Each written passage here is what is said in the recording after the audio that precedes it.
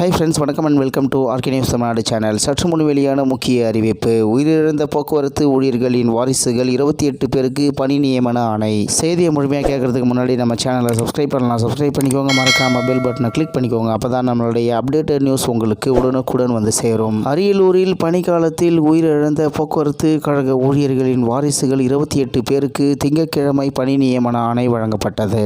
இதற்காக அரியலூர் போக்குவரத்து கழக பணிமனையில் நடைபெற்ற நிகழ்ச்சியில் கலந்து கொண்ட போக்குவரத்து துறை அமைச்சர் சிவசங்கர், கும்பகோணம் கோட்டத்தை சேர்ந்த திருச்சி, கும்பகோணம், நாகப்பட்டினம், கரூர், புதுக்கோட்டை மற்றும் காரைக்குடி ஆகிய 6 மண்டலங்களில் பணிபுரிந்த காலத்தில் மறைந்த போக்குவரத்து கழக ஊழியர்களின் வாரிசுகளான 4 மகளிர் உள்பட 25 நபர்களுக்கு நடத்துனர் பணிக்கான ஆணைகளையும், 2 ஓட்டுநர் பணிக்கான ஆணைகளையும் மற்றும் 1 தொழில்நுட்ப பணியாளர் பணிக்கான ஆணையையும் வழங்கினார். பின்னர் அவர் இலகுரக வாகன பயிற்சி வாகனத்தை கொடியசைத்து தொடக்கி வைத்தார். இலகுரக வாகன பயிற்சிக்கு நபர் ஒருவருக்கு, அதாவது ஜிஎஸ்டி உள்பட ரூபாய் 7080 கட்டணமாக செலுத்த வேண்டும். இதற்கு பயிற்சி காலம் 22 நாட்களாகும். செயல்முறை பயிற்சி காலம் 25 மணி நேரம் மற்றும் நேர்முக வகுப்பு 5 மணி நேரம். மேலும் முகவரி மாற்றத்துக்கான கட்டணம் தனியாக பயிற்சி பெறுபவர் செலுத்திக் கொள்ள வேண்டும். அதாவது தோராயமாக ரூபாய் 600 ஆகும் என்றார். மேலும் இந்நிகழ்ச்சிக்கு மாவட்ட ஆட்சியர் ரத்தினசாமி, சட்டப்பேரவை உறுப்பினர் சின்னப்பா ஆகியோர் முன்னிலை வகித்தனர். நிகழ்ச்சியில் தமிழ்நாடு அரசு போக்குவரத்து கழகம், அதாவது கும்பகோணம் லிமிடெட் நிர்வாக இயக்குனர், அதாவது கும்பகோணம், ரா. பொன்முடி, திருச்சி மண்டல